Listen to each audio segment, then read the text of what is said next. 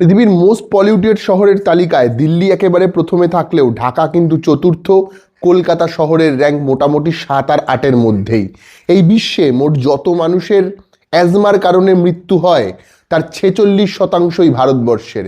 বায়ু দূষণের কারণে প্রত্যেক বছর ইন্ডিয়ার অন্তত 2 মিলিয়ন মানুষ মারা যায়। মজার ব্যাপার দেখুন, আজও আমাদের দেশের নির্বাচনের মূল ইস্যু হলো মন্দির এবং মসজিদ। আপনি হয়তো ভাবছেন এবারের ভোটটা হুমায়ুন কবিরের মসজিদের পক্ষে দেবেন অথবা বিরুদ্ধে দেবেন।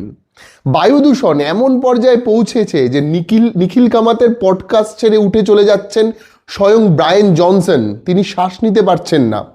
আজ যখন ভিডিওটা আমি রেকর্ড করছি তখন দিল্লির AQI লেভেল 311, যেটা মোটামুটি 15টা সিগারেট খাওয়ার সমান।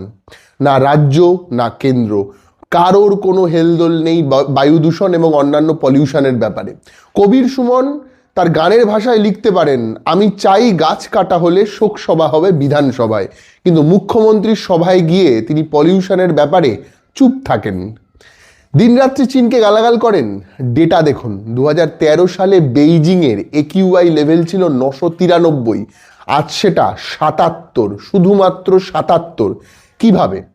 তারা পেট্রোল চালিত বাসগুলোকে তুলে দিল। প্রথমেই 12,000 ইলেকট্রিক বাস নামালো বেইজিং তাদের শহরে। অত্যাধিক দূষণযুক্ত 2000 কলকারখানা বন্ধ করলো চাইনিজ গভর্নমেন্ট।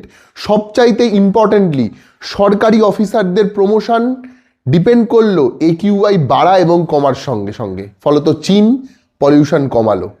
চীন পারলো, আমরা পারলাম না। তার কারণ চীন চেয়েছিল একটা সুস্থ স্বাভাবিক রাষ্ট্র, আর আমাদের দেশের এক শ্রেণীর মানুষ চেয়েছিল বা চায় হিন্দু রাষ্ট্র।